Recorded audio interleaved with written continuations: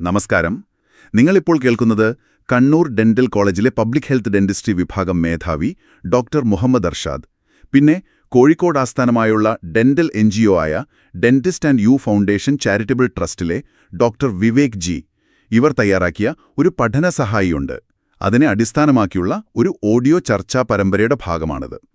പ്രധാനമായും കേരളത്തിലുടനീളമുള്ള നമ്മുടെ ആരോഗ്യപ്രവർത്തകർ, അംഗൻവാടി ജീവനക്കാർ, സ്കൂൾ ടീച്ചർമാർ, പിന്നെ ആരോഗ്യ സന്നദ്ധ പ്രവർത്തകർ, ഇവർക്കെല്ലാം കുട്ടികളുടെ ദന്താരോഗ്യ സംരക്ഷണത്തിൽ ഒരു പരിശീലനം കൊടുക്കുക. അതാണ് ഈ പരമ്പരയുടെ ലക്ഷ്യം.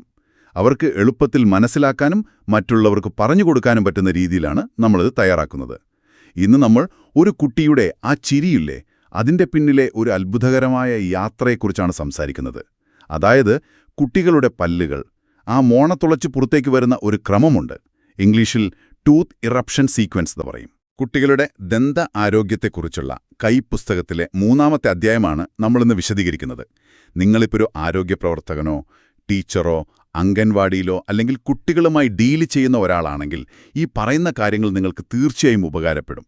കാരണം ഒരു കുട്ടിയുടെ വളർച്ചയിലൊരു പ്രധാന മൈൽസ്റ്റോൺ ആണല്ലോ ഈ പല്ലുകൾ വരുന്നത്. എപ്പോഴാ പല്ല് വരിക, ഏത് ഓർഡറിലാണ് വരിക, എന്തൊക്കെയാണ് സാധാരണ മാറ്റങ്ങൾ, എപ്പോഴാണ് നമ്മളൊന്ന് ശ്രദ്ധിക്കേണ്ടത് എന്നൊക്കെ മനസ്സിലാക്കിയാൽ നിങ്ങളോട് പങ്കു വലുതാണ്, ശരിയല്ലേ?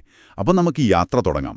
രസകരമായൊരു കാര്യം എന്താണെന്ന് വെച്ചാൽ, നമ്മളൊരു കുട്ടിയുടെ വായിൽ ആദ്യത്തെ പല്ല് കാണുന്നില്ലേ, അതിനും എത്രയോ മാസങ്ങൾക്ക് മുൻപേ ആ പല്ലിൻ്റെയൊക്കെ രൂപീകരണം മോണയ്ക്കുള്ളിൽ തുടങ്ങിയിരിക്കും. അതെപ്പോഴാണെന്നറിയോ? അതെ, ശരിക്കും വളരെ ഇൻട്രസ്റ്റിംഗ് ആയിട്ടുള്ള ഒരു കാര്യമാണ്. ഗർഭാവസ്ഥയിൽ, അതായത് അമ്മയുടെ വയറ്റിൽ കുഞ്ഞൊരു ഭ്രൂണമായിരിക്കുമ്പോൾ ഏകദേശം 5-ാമത്തെ ആഴ്ചയിൽ തന്നെ ഈ ആദ്യത്തെ സെറ്റ് പല്ലില്ലേ, നമ്മൾ പാൽപ്പല്ലുകൾ എന്ന് പറയും, അല്ലെങ്കിൽ പ്രൈമറി ടീത്ത്, ചിലർ മിൽക്ക് ടീത്ത് എന്നും പറയാറുണ്ട്. അതിൻ്റെ ഒക്കെ ആ ഒരു ബേസിക് സ്ട്രക്ചർ മോണയ്ക്കുള്ളിൽ രൂപപ്പെട്ടു തുടങ്ങും. വിശ്വസിക്കാൻ പ്രയാസം തോന്നും, പക്ഷേ അതാണ് സത്യം. 5-ാമത്തെ ആഴ്ചയിലോ? അത്ര നേരത്തെയാണോ? പക്ഷേ നമ്മൾ ആദ്യത്തെ പല്ല് പുറത്തേക്ക് വരുന്നത് കാണുന്നത് കുട്ടിക്ക് ഏകദേശം ഒരു 6 മാസമൊക്കെ പ്രായമാവുമ്പോഴാണല്ലോ. സാധാരണയായിട്ട് താഴത്തെ മുൻനിരയിലെ നടുക്കുള്ള പല്ലുകൾ, ലോവർ സെൻട്രൽ ഇൻസൈസസ് എന്നൊക്കെ പറയൂ, അല്ലേ? ശരിയാണ്. മോണയ്ക്കുള്ളിൽ ആ പല്ലിന്റെ ക്രൗൺ ഭാഗം, അതായത് കിരീടഭാഗം, അത് മുഴുവനായി രൂപപ്പെട്ട് കഴിഞ്ഞിട്ടാണ് അത് പുറത്തേക്ക് വരുന്നത്. ഈ പുറത്തേക്ക് വരുന്ന പ്രോസസ്സിനെയാണ് നമ്മൾ ഇറപ്ഷൻ എന്ന് പറയുന്നത്.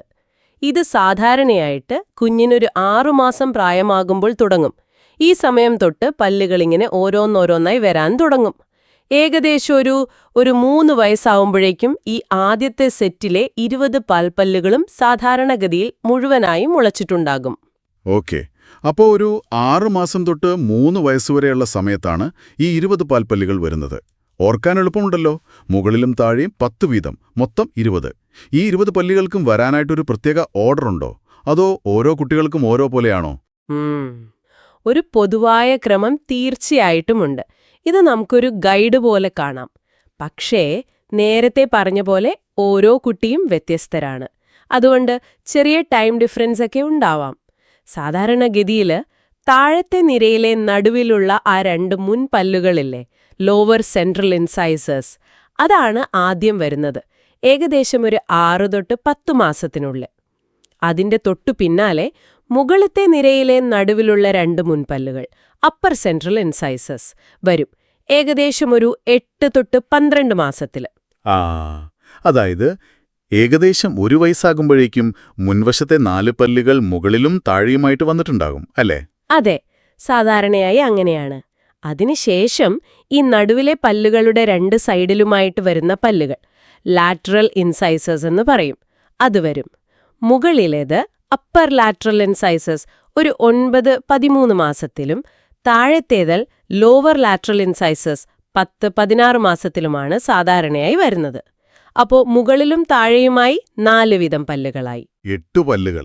ഓക്കെ, അടുത്തത് ഏതാണ്?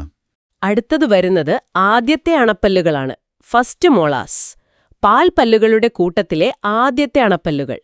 ഇവ മുകളിലും താഴെയുമായിട്ട് ഏകദേശം ഒരു 13 തൊട്ട് 19 മാസങ്ങൾക്കിടയിൽ വരും. ഈ പല്ലുകളാണ് ഭക്ഷണം ചവച്ചരയ്ക്കാൻ സഹായിക്കുന്നത്. അപ്പോൾ മുൻപല്ലുകളും വന്നു, ആദ്യത്തെ അണപ്പല്ലുകളും വന്നു. അതിൻ്റെ ഇടയിലൊരു ഗ്യാപ്പുണ്ടല്ലോ. ഉണ്ട്. ആ ഗ്യാപ്പിലാണ് കൂർത്ത പല്ലുകൾ വരുന്നത്, അതായത് കോമ്പ് പല്ലുകൾ. കെനൈൻസ് എന്ന് പറയും. ഇവ മുകളിലും താഴെയുമായിട്ട് ഏകദേശം ഒരു 16 തൊട്ട് 23 മാസങ്ങൾക്കിടയിലാണ് വരുന്നത്. ചിലപ്പോൾ അണപ്പല്ലുകൾക്ക് ശേഷവും വരാം. മനസ്സിലായി. അപ്പോ മുൻപല്ലുകൾ, സൈഡിലെ പല്ലുകൾ, കോമ്പല്ലുകൾ, ആദ്യ അണപ്പല്ലുകൾ, ഇനി ഏതാണ് ബാക്കിയുള്ളത്? അവസാനമായിട്ട് വരുന്നത് രണ്ടാമത്തെ അണപ്പല്ലുകളാണ്, സെക്കൻഡ് മോളാർസ്. പാൽപ്പല്ലുകളുടെ നിരയിലെ ഏറ്റവും പിന്നിലുള്ള പല്ലുകളാണിത്. ഇവ മുകളിലും താഴെയുമായിട്ട് ഏകദേശം 23 തൊട്ട് 33 മാസങ്ങൾക്കിടയിൽ, അതായത് ഒരു 2.5-3 വയസ്സിനുള്ളിൽ വരും. ഇതോടുകൂടി ആ 20 പാൽപ്പല്ലുകളുടെ സെറ്റ് പൂർത്തിയാകും. ഒന്നുകൂടി ഓർമ്മിപ്പിക്കുന്നു, ഈ മാസക്കണക്കുകളൊക്കെ ഒരു ആവറേജ് ആണ്. ചില കുട്ടികൾ ഇതിലും നേരത്തെയോ വൈകിയോ വരാം. ശരി ശരി. ഈ പാൽപ്പല്ലുകൾ ഒരു പ്രായം കഴിയുമ്പോൾ പോവുമല്ലോ, എന്നിട്ടാണല്ലോ സ്ഥിരം പല്ലുകൾ വരുന്നത്. ഈ സ്ഥിരം പല്ലുകളെ പെർമനന്റ് ടീത്ത് എന്ന് പറയുമല്ലേ, അതെപ്പോഴാ വരാൻ തുടങ്ങുന്നത്? അതിനും ഇതുപോലെ ഒരു ഓർഡറും ടൈം ഫ്രെയിമും ഒക്കെ ഉണ്ടോ? തീർച്ചയായും ഉണ്ട്. സ്ഥിരം പല്ലുകൾ സാധാരണയായി കുട്ടികൾക്കൊരു 6-7 വയസ്സാകുമ്പോഴാണ് മുളച്ചു തുടങ്ങുന്നത്. പാൽപ്പല്ലുകൾ കൊഴിഞ്ഞു പോകുന്നതിനനുസരിച്ചാണ് മിക്ക സ്ഥിരം പല്ലുകളും വരുന്നത്. പക്ഷേ ഒരു പ്രധാന വ്യത്യാസമുണ്ട്. ഈ പ്രോസസ്സ് പാൽപ്പല്ലുകൾ വരുന്നതിനേക്കാൾ കൂടുതൽ സമയമെടുക്കും. ഇത് ചിലപ്പോൾ ഒരു 17 തൊട്ട് 21 വയസ്സ് വരെ നീണ്ടു നിൽക്കാം. കാരണം നമുക്ക് 32 സ്ഥിരം പല്ലുകൾ വരെ വരാമല്ലോ, ഏറ്റവും പിന്നിലെ അറിവപ്പല്ലുകൾ, അതായത് വിസ്ഡം ടീത്ത് ഉൾപ്പെടെ. 32 പല്ലുകളോ? പാൽപ്പല്ലുകൾ 20 എണ്ണമേ ഉണ്ടായിരുന്നുള്ളൂ. അപ്പോൾ ഈ കൂടുതൽ വരുന്ന 12 പല്ലുകൾ എവിടെയാ വരുന്നത്? പാൽപ്പല്ല് പോയ സ്ഥലത്താണോ? അതൊരു നല്ല ചോദ്യമാണ്. പാൽപ്പല്ലുകൾ 20 എണ്ണമാണെന്ന് നമ്മൾ പറഞ്ഞല്ലോ. അവ ഓരോന്നായിട്ട് കൊഴിയുമ്പോൾ അതിന്റെ സ്ഥാനത്ത് 20 സ്ഥിരം പല്ലുകൾ വരും. ഇവയാണ് സ്ഥിരം മുൻപല്ലുകൾ, പെർമനന്റ് ഇൻസൈസസ്, സ്ഥിരം കോമ്പല്ലുകൾ, പെർമനന്റ് കെനൈൻസ്, പിന്നെ പാൽപ്പല്ലുകളിലെ അണപ്പല്ലുകളുടെ സ്ഥാനത്ത് വരുന്ന പുതിയ തരം പല്ലുകളുണ്ട്, മുന്നണപ്പല്ലുകൾ എന്ന് പറയും, പ്രീമോളാസ്. പാൽപ്പല്ലുകളുടെ കൂട്ടത്തിൽ ഈ പ്രീമോളാസ് ഇല്ലായിരുന്നു. സ്ഥിരം പല്ലുകളുടെ സെറ്റിൽ മുകളിലും താഴെയുമായി 4 വീതം മൊത്തം 8 പ്രീമോളാസ് ഉണ്ടാകും. ഓക്കേ. അപ്പോ 20 പാൽപ്പല്ലുകൾക്ക് പകരം 20 സ്ഥിരം പല്ലുകൾ വന്നു. ബാക്കി 12 എണ്ണമോ? ബാക്കിയുള്ള 12 എണ്ണമാണ് സ്ഥിരമണപ്പല്ലുകൾ, പെർമനന്റ് മോളാർസ്. ഇവ വരുന്നത് പാൽപ്പല്ലുകളുടെ നിരയുടെ ഏറ്റവും പിന്നിലായിട്ടാണ്, പുതിയ സ്ഥലത്ത്. അതായത് ഒരു പാൽപ്പല്ലും കൊഴിഞ്ഞു പോകാതെ തന്നെ വരുന്ന പല്ലുകളാണിവ. മുകളിലും താഴെയുമായി 6 വീതം, മൊത്തം 12 എണ്ണം. ഫസ്റ്റ് മോളാർസ്, സെക്കൻഡ് മോളാർസ്, പിന്നെ തേർഡ് മോളാർസ്, അതായത് വിസ്ഡം ടീത്ത്. ഇങ്ങനെ 3 സെറ്റ്. ഓ, അപ്പോൾ പാൽപ്പല്ല് പോകുന്നതിനു മുൻപേ തന്നെ സ്ഥിരം പല്ല് വരൂ എന്ന് നേരത്തെ പറഞ്ഞത് ഈ സ്ഥിരം അണപ്പല്ലുകളെക്കുറിച്ചാണോ? കൃത്യമായി പറഞ്ഞാൽ അതെ. ഇതിലേറ്റവും പ്രധാനം ആദ്യത്തെ സ്ഥിരമണപ്പല്ലാണ്, ഫസ്റ്റ് പെർമനന്റ് മോളാർ. ഇത് വരുന്നത് ഏകദേശം 6 വയസ്സിലാണ്. അതുകൊണ്ട് ഇതിനെ 6 ഇയർ മോളാർ എന്ന് തന്നെ പറയാറുണ്ട്. ഇത് മുളച്ചു വരുന്നത് പാൽപ്പല്ലുകളുടെ നിരയുടെ ഏറ്റവും പിന്നിലായിട്ടാണ്. ആ സമയത്ത് ഒരു പാൽപ്പല്ലും കൊഴിയുന്നില്ല. അപ്പോൾ സംഭവിക്കുന്നൊരു പ്രധാന പ്രശ്നം എന്താന്ന് വെച്ചാൽ, പല മാതാപിതാക്കളും കുട്ടികളും ഇത് വേറൊരു പാൽപ്പല്ലാണെന്ന് തെറ്റിദ്ധരിക്കും. ഓ, അത് വളരെ വളരെ ശ്രദ്ധിക്കേണ്ട കാര്യമാണല്ലോ. കാരണം പാൽപ്പല്ലാണെന്ന് കരുതിയാൽ അതിന് അത്ര പ്രാധാന്യം കൊടുക്കില്ല. കേടുവന്നാൽ അത് പെർമനന്റ് പല്ലിനെയാണ് ബാധിക്കുന്നത്. അത് പോയാൽ പിന്നെ ആ സ്ഥാനത്ത് വേറെ പല്ല് വരില്ലല്ലോ. ആരോഗ്യപ്രവർത്തകരും ടീച്ചർമാരും ഇത് പ്രത്യേകം ശ്രദ്ധിക്കണം, അല്ലേ?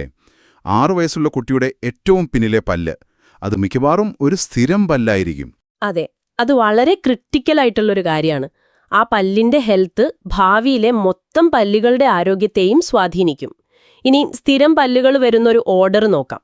നേരത്തെ പറഞ്ഞ 6 ഇയർ മോളാർ ഉണ്ടല്ലോ, ഫസ്റ്റ് മോളാറാണ് പലപ്പോഴും ആദ്യം വരുന്നത്, 6-7 വയസ്സിന്. അതോടൊപ്പം തന്നെ താഴത്തെ മുൻനിരയിലെ നടുവിലെ പല്ലുകളും, ലോവർ സെൻട്രൽ ഇൻസൈസേഴ്സ് വരും, 6-7 വയസ്സ്. പിന്നീട് മുകളിലെ നടുവിലെ പല്ലുകൾ, അപ്പർ സെൻട്രൽ ഇൻസൈസസ്, 7-8 വയസ്സ്. പിന്നെ സൈഡിലുള്ള മുൻപല്ലുകൾ, ലാറ്ററൽ ഇൻസൈസേഴ്സ്, താഴെ 7-8 വയസ്സ്, മുകളിലെ 8-9 വയസ്സ്. ഇതൊക്കെ വരും. അപ്പോ ഏകദേശം ഒരു 9 വയസ്സാവുമ്പോഴേക്കും മുൻനിരയിലെ 8 സ്ഥിരം പല്ലുകളും പിന്നെ ആദ്യത്തെ അണപ്പല്ലുകളും വന്നിട്ടുണ്ടാവും. സാധാരണയായി അതെ. അതിനുശേഷം കോമ്പല്ലുകൾ, കെനൈൻസ് വരും. താഴെ 9-10 വയസ്സിലും മുകളിൽ 11-12 വയസ്സിലുമാണ് സാധാരണ വരുന്നത്. പിന്നെയാണ് മുൻ അണപ്പല്ലുകൾ, അതായത് പ്രീമോളാർസ് വരുന്നത്. ഇവ രണ്ടും ഫസ്റ്റ് ആൻഡ് സെക്കൻഡ് പ്രീമോളാർസ് ഏകദേശം ഒരു 10-12 വയസ്സിനിടയിലാണ് വരുന്നത്.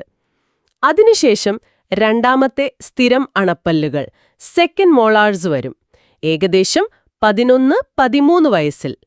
ഏറ്റവും ലാസ്റ്റായിട്ട് എല്ലാവർക്കും വരണമെന്നില്ല, പക്ഷേ മൂന്നാമത്തെ അണപ്പല്ലുകൾ അഥവാ വിവേകപ്പല്ലുകൾ തേർഡ് മോളാർസ് വിസ്ഡം ടീത്ത് വരും. ഇത് സാധാരണയായിട്ട് 17 വയസ്സിനും 21 വയസ്സിനും ഇടയിലാണ് വരുന്നത്. ചിലപ്പോൾ അതിലും വൈകാം, അല്ലെങ്കിൽ തീരെ വന്നില്ലെന്നും വരാം. ഈ പട്ടികകളും കണക്കുകളുമൊക്കെ കേൾക്കുമ്പോൾ ഒരു ഏകദേശ ധാരണ കിട്ടുന്നുണ്ട്.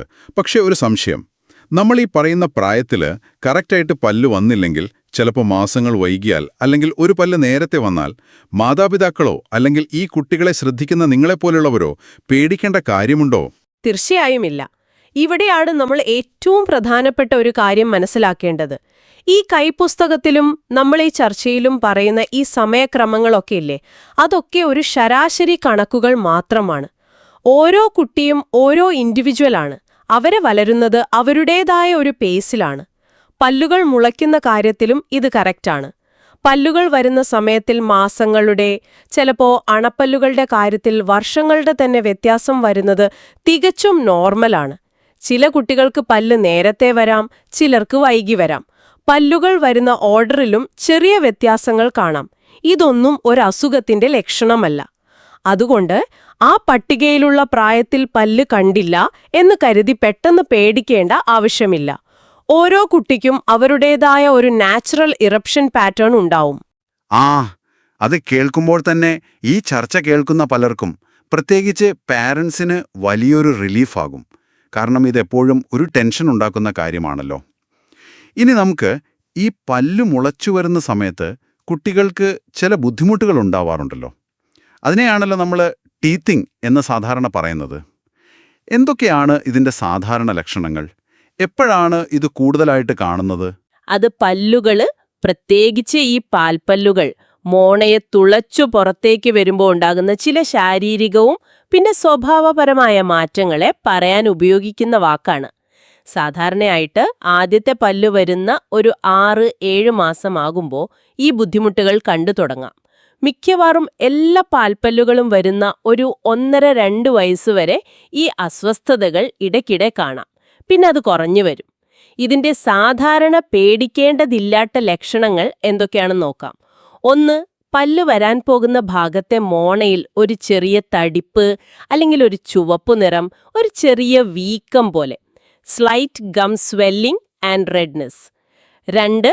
കുട്ടി സാധാരണയിലും കൂടുതലായിട്ട് ഉമിനീരൊലിപ്പിക്കും, ഇൻക്രീസ്ഡ് ഡ്രൂലിംഗ് ഓർ ഡ്രിബ്ലിംഗ്, ഡ്രസ്സൊക്കെ നനഞ്ഞു പോവാം. 3. ചിലപ്പോൾ ആ പല്ല് വരുന്ന ഭാഗത്തുള്ള കവിളിൽ ഒരു റെഡ് കളർ ഫ്ലഷ്ഡ് ചീക്ക് കാണാം. 4. ഇങ്ങനെ എപ്പോഴും ഉമിനീര് വീഴുന്നത് കൊണ്ട് വായയ്ക്ക് ചുറ്റുമുള്ള സ്കിന്നിൽ, താടിയിലൊക്കെ ചെറിയ റാഷസ് പോലെ ചുവന്ന പാടുകൾ, rash around the mouth or chin. 5. മോണയിൽ ഒരു ഇറിറ്റേഷൻ അല്ലെങ്കിൽ ചൊറിച്ചിൽ പോലെയുള്ളതുകൊണ്ട് കുട്ടി എപ്പോഴും കൈവിരലുകൾ, കളിപ്പാട്ടങ്ങൾ, കിട്ടുന്ന സാധനങ്ങളൊക്കെ വായിലിട്ട് കടിക്കാനൊരു ടെൻഡൻസി കാണിക്കും. 6. കുട്ടിക്ക് പൊതുവെ ഒരു ഇറിറ്റബിലിറ്റി ഉണ്ടാവാം. കാരണമില്ലാതെ കരയുക, വാശി പിടിക്കുക, അമ്മയുടെ കൂടെ ഒട്ടി നിൽക്കാൻ ശ്രമിക്കുക, രാത്രിയിൽ ഉറങ്ങാൻ ബുദ്ധിമുട്ട് കാണിക്കുക, സാധാരണ കഴിക്കുന്ന ഫുഡ് കഴിക്കാൻ മടി കാണിക്കുക. Irritability, fussiness, clinging, sleep disturbance, change in eating patterns, ഇതൊക്കെ ഉണ്ടാകാം. ഈ പറഞ്ഞ ലക്ഷണങ്ങളൊക്കെ ഒരു പരിധിവരെ നോർമലാണെന്ന് മനസ്സിലായി. കുട്ടിക്കൊരു ബുദ്ധിമുട്ടുണ്ട്, പക്ഷേ അത് സീരിയസ് അല്ല. എന്നാൽ നമ്മൾ എപ്പോഴും കേൾക്കുന്ന ഒന്നാണ് ടീത്തിങ് സമയത്ത് കുട്ടിക്ക് പനി വന്നു, വയറിളക്കം വന്നു എന്നൊക്കെ. അപ്പോൾ ഈ പനിയും വയറിളക്കവും ടീത്തിങ്ങിന്റെ ഭാഗമാണോ? അത് കാര്യമായിട്ട് എടുക്കേണ്ടതുണ്ടോ? അത് വളരെ വളരെ പ്രധാനപ്പെട്ട ഒരു ചോദ്യമാണ്. കാരണം ഇവിടെയാണ് ഏറ്റവും കൂടുതൽ മിസ്കൺസെപ്ഷൻസ് ഉള്ളത്. നമ്മളിപ്പോൾ പറഞ്ഞ ഈ ചെറിയ അസ്വസ്ഥതകളും ബുദ്ധിമുട്ടുകളും ടീത്തിങ്ങുമായി ബന്ധപ്പെട്ട് സാധാരണമാണ്. പക്ഷേ കടുത്ത പനി, ഹൈ ഫീവർ, നിർത്താതെയുള്ള കരച്ചിൽ, തീരെ പാല് കുടിക്കാതിരിക്കുക അല്ലെങ്കിൽ ഭക്ഷണം കഴിക്കാതിരിക്കുക, തീരെ ഉറങ്ങാതിരിക്കുക, ഭയങ്കരമായ ക്ഷീണം, വയറിളക്കം അല്ലെങ്കിൽ ഛർദി, ഇതുപോലെയുള്ള ഗൗരവമുള്ള ലക്ഷണങ്ങൾ ഒരിക്കലും ടീത്തിങ്ങിന്റെ ഡയറക്റ്റ് ഭാഗമല്ല. ഓഹോ, അപ്പോൾ അതൊന്നും ടീത്തിങ് കൊണ്ടല്ല വരുന്നത്? അല്ല. നമ്മൾ ഓർക്കേണ്ട ഒരു കാര്യം, ടീത്തിങ് എന്ന് പറയുന്നത് ഒരു നാച്ചുറൽ ഫിസിയോളജിക്കൽ പ്രോസസ്സാണ്. അതൊരു അസുഖമല്ല.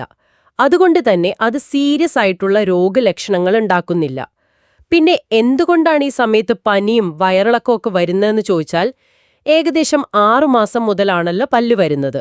ഈ പ്രായത്തിൽ അമ്മയിൽ നിന്ന് കിട്ടിയ ആ ഇമ്മ്യൂണിറ്റി കുഞ്ഞിൽ കുറഞ്ഞു തുടങ്ങുന്ന സമയമാണ്. അതോടൊപ്പം ഈ ടീത്തിങ് ഡിസ്കംഫേർട്ട് കാരണം കുട്ടികൾ എന്ത് കിട്ടിയാലും വായിലിട്ട് കടിക്കാൻ നോക്കും. അത് ചിലപ്പോൾ വൃത്തിയില്ലാത്ത കളിപ്പാട്ടങ്ങളാകാം, നിലത്ത് കിടക്കുന്ന എന്തെങ്കിലും സാധനങ്ങളാകാം, അല്ലെങ്കിൽ അവരുടെ തന്നെ വൃത്തിയില്ലാത്ത കൈകളാകാം. ഇങ്ങനെ ചെയ്യുമ്പോൾ മോണയിൽ പല്ല് വരുന്ന ഭാഗത്തുണ്ടാകുന്ന ചെറിയ പൊട്ടലുകളിലൂടെയോ മുറിവുകളിലൂടെയോ അണുക്കൾ, അതായത് ജേംസ്, ശരീരത്തിൽ കയറാൻ സാധ്യതയുണ്ട്. അങ്ങനെ വരുന്ന ഇൻഫെക്ഷൻസ് ആണ് പലപ്പോഴും ഈ പനിക്കും വയറിളക്കത്തിനും മറ്റസുഖങ്ങൾക്കും കാരണം. അല്ലാതെ പല്ല് മുളയ്ക്കുന്നതുകൊണ്ടല്ല. അത് വളരെ ക്ലിയറായി. അപ്പോ നല്ല പനിയോ വയറിളക്കമോ വേറെ എന്തെങ്കിലും ബുദ്ധിമുട്ടുകളോ കണ്ടാൽ അത് ടീത്തിങ്ങിൻ്റെയാണ് എന്ന് പറഞ്ഞ് തള്ളിക്കളയരുത്. തീർച്ചയായും ഒരു ഡോക്ടറെ, ഒരു പീഡിയാട്രീഷ്യനെ കാണിക്കണം, അല്ലേ? തീർച്ചയായും അത് അത്യാവശ്യമാണ്. അതിന്റെ ശരിക്കുള്ള കാരണം കണ്ടുപിടിച്ച് ട്രീറ്റ് ചെയ്യണം. ടീത്തിങ്ങുമായി ബന്ധപ്പെട്ട ചെറിയ അസ്വസ്ഥതകൾക്ക് നമുക്ക് ചില കാര്യങ്ങൾ ചെയ്യാം, പക്ഷെ ഗുരുതരമായ ലക്ഷണങ്ങളെ ഇഗ്നോർ ചെയ്യരുത്. ടീത്തിങ് സമയത്ത് ഹൈജീൻ, അതായത് ശുചിത്വം പാലിക്കേണ്ടതിന്റെ ഇമ്പോർട്ടൻസ് ഇതിൽ നിന്ന് വ്യക്തമാണല്ലോ. കുട്ടികൾ വായിലിടാൻ സാധ്യതയുള്ള കളിപ്പാട്ടങ്ങളും സാധനങ്ങളും എപ്പോഴും കഴുകി വൃത്തിയായി വയ്ക്കുക. അവരുടെ കൈകളും ഇടയ്ക്കിടെ കഴുകിക്കൊടുക്കുക. ശുചിത്വം ഇവിടെയും ഒരു പ്രധാന വില്ലനാണല്ലേ വരുന്നത്. ശരി, ഇനി ഈ പറഞ്ഞ സാധാരണ ടീത്തിങ് അസ്വസ്ഥതകൾ കാരണം കുട്ടിക്ക് വല്ലാതെ ബുദ്ധിമുട്ടുണ്ടെങ്കിൽ ഒരു ആശ്വാസം കൊടുക്കാൻ നമുക്ക് വീട്ടിൽ തന്നെ ചെയ്യാൻ പറ്റുന്ന ചില കാര്യങ്ങൾ എന്തൊക്കെയാണ്? കുട്ടിയുടെ ബുദ്ധിമുട്ട് കുറയ്ക്കാൻ കുറച്ച് കാര്യങ്ങൾ നമുക്ക് പരീക്ഷിക്കാം. ഒന്ന്, നമ്മുടെ കൈകൾ നന്നായി സോപ്പിട്ട് കഴുകി വൃത്തിയാക്കിയ ശേഷം ചൂണ്ടുവിരൽ കൊണ്ട് പല്ല് വരുന്ന ഭാഗത്തെ മോണയിൽ വളരെ സോഫ്റ്റായിട്ട് ഒന്ന് മസാജ് ചെയ്യുന്നത്. ജെന്റിൽ ഗം മസാജ് കുട്ടിക്കൊരു റിലീഫ് കൊടുക്കും. പിന്നെ കടിക്കാനായിട്ട് പ്രത്യേകം ഡിസൈൻ ചെയ്ത സേഫ് മെറ്റീരിയൽ കൊണ്ടുള്ള ടീത്തിങ് റിങ്സ് കടകളിൽ കിട്ടും. ഇവ ഫ്രിഡ്ജിൽ വെച്ച് തണുപ്പിച്ച് ചിൽഡ്, നോട്ട് ഫ്രോസൺ, കൊടുക്കുന്നത് കുറച്ചുകൂടി എഫക്റ്റീവാണ്. ആ തണുപ്പ് മോണയിലെ ആ ഒരു ഇറിറ്റേഷൻ കുറയ്ക്കാൻ ഹെൽപ്പ് ചെയ്യും. ഫ്രീസറിൽ വെച്ച് കട്ടിയാക്കരുത്, അത് മോണയ്ക്ക് ഇഞ്ചുറി ഉണ്ടാക്കും. ഒരു തണുത്ത സ്റ്റീൽ സ്പൂണിന്റെ പുറംഭാഗം കൊണ്ട് മോണയിൽ മെല്ലെ ഒന്ന് പ്രസ് ചെയ്യുന്നതും നല്ലതാണ്. പിന്നെ നന്നായി കഴുകി വൃത്തിയാക്കിയ തണുപ്പിച്ച ക്യാരറ്റിന്റെ വലിയ കഷ്ണമോ അല്ലെങ്കിൽ സെലറി സ്റ്റിക്കോ ഒക്കെ കടിക്കാൻ കൊടുക്കാം. പക്ഷെ ഇത് കൊടുക്കുമ്പോൾ പേരൻസ് അല്ലെങ്കിൽ മുതിർന്നവർ നിർബന്ധമായും കൂടെ ഇരുന്ന് ശ്രദ്ധിക്കണം. കാരണം അതിന്റെ ചെറിയ പീസ് അടർന്നുപോയി കുട്ടിയുടെ തൊണ്ടയിൽ കുടുങ്ങാനുള്ള സാധ്യതയുണ്ട്, അതായത് ചോക്കിംഗ് ഹാസാർഡ്. ചിലപ്പോൾ വേദന കുറയ്ക്കാൻ ഹെൽപ്പ് ചെയ്യുന്ന തരം ജെല്ലുകൾ, ടീത്തിങ് ജെൽസ്, ഓയിൻമെന്റ്സ് മോണയിൽ പുരട്ടാൻ കിട്ടും. ഇതില് ബെൻസോക്കെയിൻ പോലുള്ള പെയിൻ റിലീവേഴ്സ് ഉണ്ടാകാം. ഇത് ടെമ്പററി ആയിട്ട് വേദന കുറയ്ക്കും. പക്ഷേ ഇതൊരു ഡെന്റിസ്റ്റിന്റെയോ പീഡിയാട്രീഷ്യന്റെയോ നിർദ്ദേശപ്രകാരം മാത്രമേ ഉപയോഗിക്കാവൂ. ഇതിന്റെ ഡോസ് കൂടുന്നതും പ്രത്യേകിച്ച് 2 വയസ്സിൽ താഴെയുള്ള കുട്ടികളിൽ ചിലപ്പോഴുണ്ടാകാവുന്ന സൈഡ് എഫക്ട്സും കാരണം നമ്മളായിട്ട് വാങ്ങി ഉപയോഗിക്കുന്നത് സേഫല്ല. പിന്നെ ചില നാച്ചുറൽ വഴികളും ഈ പഠനത്തിൽ പറയുന്നുണ്ട്. ഉദാഹരണത്തിന് ചാമോമൈൽ ഓയിൽ മോണയിൽ പുരട്ടുന്നത് നല്ലതാണെന്ന് പറയുന്നു. നമ്മുടെ നാട്ടിൽ സാധാരണ ഉപയോഗിക്കുന്ന ഗ്രാമ്പു എണ്ണ, ക്ലോവ് ഓയിൽ, അത് വേദന കുറയ്ക്കാൻ നല്ലതാണ്. പക്ഷേ അത് ഭയങ്കര സ്ട്രോങ് ആണ്, പോറ്റന്റ്. അതുകൊണ്ട് ഡയറക്റ്റായിട്ട് മോണയിൽ തേക്കരുത്, അത് പൊള്ളലുണ്ടാക്കും. ഒരു ടേബിൾ സ്പൂൺ വെളിച്ചെണ്ണയിലോ ഒലീവ് ഓയിലിലോ ഒരു തുള്ളി ഗ്രാമ്പു എണ്ണ എന്ന കണക്കിൽ മാത്രം മിക്സ് ചെയ്ത് നന്നായി ഡൈല്യൂട്ട് ചെയ്ത ശേഷം ഒരു കോട്ടണിൽ കുറച്ചെടുത്ത് മോണയിൽ വളരെ കുറഞ്ഞ അളവിൽ പുരട്ടാം. ചിലർ ഹോമിയോപ്പതി ട്രീറ്റ്മെന്റും ഇതിനായി ഉപയോഗിക്കാറുണ്ട് എന്ന് പഠനത്തിൽ പറയുന്നു. ഉദാഹരണത്തിന് ചാമോമില 6X പോട്ടൻസി പോലുള്ള മെഡിസിൻസ്. എന്തായാലും ഏതൊരു ചികിത്സ എടുക്കുമ്പോഴും ഒരു ഹെൽത്ത് പ്രൊഫഷണലിന്റെ അഡ്വൈസ് എടുക്കുന്നത് നല്ലതാണ്. ഒരുപാട് വഴികളുണ്ടല്ലേ ഈ ടീത്തിങ് അസ്വസ്ഥതകളെ ഒന്ന് മാനേജ് ചെയ്യാൻ. ഇതെല്ലാം നിങ്ങൾ ശ്രദ്ധയോടെയും കുട്ടിയുടെ സേഫ്റ്റി ഉറപ്പാക്കിയും ചെയ്യേണ്ട കാര്യങ്ങളാണ്. വളരെ യൂസ്ഫുൾ ആയിട്ടുള്ള ഇൻഫർമേഷനാണ്. ശരി, അപ്പോൾ നമ്മൾ ഇത്രയും നേരം സംസാരിച്ച ഈ 3-ാം അധ്യായത്തിൽ നിന്ന്, അതായത് പല്ലുകൾ മുളച്ചു വരുന്ന ഈ ക്രമത്തെയും ടീത്തിങ്ങിനെയും കുറിച്ചുള്ള കാര്യങ്ങളിൽ നിന്ന് ഓർത്തുവെക്കേണ്ട ഏറ്റവും പ്രധാനപ്പെട്ട പോയിന്റ്സ് എന്തൊക്കെയാണെന്ന് ഒന്ന് ചുരുക്കി പറയാമോ? തീർച്ചയായും. ഒരു 3-4 കാര്യങ്ങൾ നമുക്ക് മനസ്സിൽ ഉറപ്പിക്കാം. ഒന്ന്, സമയക്രമം ഒരു ഗൈഡ് മാത്രം. പാൽപ്പല്ലുകൾ ഏകദേശം 6 മാസം തൊട്ട് 3 വയസ്സുവരെയും, സ്ഥിരം പല്ലുകൾ ഒരു 6 വയസ്സ് മുതൽ 21 വയസ്സുവരെയുമാണ് സാധാരണ വരുന്നത്. പക്ഷേ ഇത് ഓരോ കുട്ടിയിലും വ്യത്യാസപ്പെടാം. ടൈമിങ്ങിൽ വ്യത്യാസം കണ്ടാൽ ഓവറായിട്ട് ടെൻഷൻ അടിക്കേണ്ടതില്ല. 2. 6 വയസ്സിലെ സ്ഥിരമണപ്പല്ല്. ഇത് മറക്കരുത്. ഏകദേശം 6 വയസ്സിൽ പാൽപ്പല്ലുകളുടെ നിരയുടെ ഏറ്റവും പിന്നിലായി വരുന്ന ഫസ്റ്റ് പെർമനന്റ് മോളാർ, അതിനെ തിരിച്ചറിയുക. അത് പാൽപ്പല്ലല്ല, സ്ഥിരം പല്ലാണ്. അതിന് സ്പെഷ്യൽ കെയറും പ്രൊട്ടക്ഷനും കൊടുക്കണം. 3. ടീത്തിങ് സാധാരണമാണ്, പക്ഷേ ശ്രദ്ധ വേണം. പല്ല് മുളയ്ക്കുമ്പോൾ ഉണ്ടാകുന്ന ചെറിയ ബുദ്ധിമുട്ടുകൾ, ഉമിനീരൊലിപ്പ്, കടിക്കാനുള്ള ടെൻഡൻസി, ചെറിയ വാശി, ഇതൊക്കെ നോർമലാണ്. പക്ഷേ നല്ല പനി, വയറിളക്കം പോലുള്ള സീരിയസ് ലക്ഷണങ്ങൾ ടീത്തിങ്ങിന്റെ ഭാഗമല്ല. അങ്ങനെ ഉണ്ടെങ്കിൽ ഡോക്ടറെ കാണണം. 4. ശുചിത്വം പ്രധാനം. ടീത്തിങ് സമയത്ത് കുട്ടികൾ വായിലിടുന്ന സാധനങ്ങൾ ക്ലീൻ ആണെന്ന് ഉറപ്പാക്കുക. ഇത് ഇൻഫെക്ഷൻസ് വരാതെ നോക്കാൻ ഒരു പരിധിവരെ സഹായിക്കും. വളരെ വ്യക്തമായി വിശദീകരിച്ചു തന്നതിന് നന്ദി. ഈ അറിവ് കുട്ടികളുടെ ദന്താരോഗ്യം ഉറപ്പാക്കുന്നതിൽ നിങ്ങളെപ്പോലുള്ളവരുടെ, അതായത് നമ്മുടെ health workers, teachers, anganwadi staff, വോളണ്ടിയർമാർ, ഇവരുടെയൊക്കെ പങ്ക് എത്ര വലുതാണെന്ന് വീണ്ടും ഓർമ്മിപ്പിക്കുന്നു. അതെ, പല്ലുകൾ മുളയ്ക്കുന്ന ഈ സ്വാഭാവിക പ്രക്രിയയെയും അതുമായി ബന്ധപ്പെട്ട കാര്യങ്ങളെയും കുറിച്ച് ഇപ്പൊ നിങ്ങൾക്കെല്ലാവർക്കും കുറച്ചുകൂടി വ്യക്തമായ ഒരു ഐഡിയ കിട്ടിക്കാണുമെന്ന് വിചാരിക്കുന്നു. ഇനി നിങ്ങൾക്കുള്ളൊരു ചിന്തയാണ്, ഈ പുതിയ അറിവ് വെച്ച് നിങ്ങളുടെ ചുറ്റുമുള്ള കുട്ടികൾക്ക് വേണ്ടി നിങ്ങൾക്ക് എന്ത് ചെയ്യാൻ പറ്റും? ഒരു കുട്ടിയുടെ വായിലെ മാറ്റങ്ങൾ, ഒരു പുതിയ പല്ല് വരുന്നത്, ഒരു പല്ല് പോകുന്നത്, മോണയിലെ കളർ ചേഞ്ച്, ഇതൊക്കെ മുൻപത്തേക്കാളും കുറച്ചുകൂടി ശ്രദ്ധയോടെ ഒബ്സർവ് ചെയ്യാൻ നിങ്ങൾക്ക് പറ്റില്ലേ? എന്തെങ്കിലും ഒരു സംശയം തോന്നിയാൽ, അല്ലെങ്കിൽ ഒരു രക്ഷിതാവ് നിങ്ങളോടൊരു ഡൗട്ട് ചോദിച്ചാൽ, അവർക്ക് ശരിയായ ഇൻഫർമേഷൻ കൊടുക്കാനോ ആവശ്യമെങ്കിൽ ഒരു ഡെന്റിസ്റ്റിനെ കാണാൻ സജസ്റ്റ് ചെയ്യാനോ നിങ്ങൾക്ക് സാധിക്കില്ലേ? നിങ്ങളുടെ ഈ ഒബ്സർവേഷൻസും ചെറിയ ഇടപെടലുകളും ഒരു കുട്ടിയുടെ ലൈഫ് ലോങ് ഹെൽത്തി സ്മൈലിന് എങ്ങനെ ഒരു ഫൗണ്ടേഷൻ ഇടും എന്നൊന്ന് ആലോചിച്ചു നോക്കൂ. തീർച്ചയായും അറിവ് പവർഫുള്ളാണ്. അത് ഷെയർ ചെയ്യുമ്പോൾ കൂടുതൽ പവർഫുള്ളാവും. കുട്ടികളുടെ ദന്താരോഗ്യത്തെക്കുറിച്ചുള്ള ഈ പരമ്പരയിലെ അടുത്ത ഭാഗത്ത് നമ്മൾ മറ്റ് പ്രധാന വിഷയങ്ങളുമായിട്ട് വീണ്ടും കാണാം. ഈ വിവരങ്ങൾ നിങ്ങൾക്കും നിങ്ങളുടെ പ്രവർത്തന മേഖലയിലുള്ളവർക്കും ഉപകാരപ്പെടുന്നു വിശ്വസിക്കുന്നു. നന്ദി.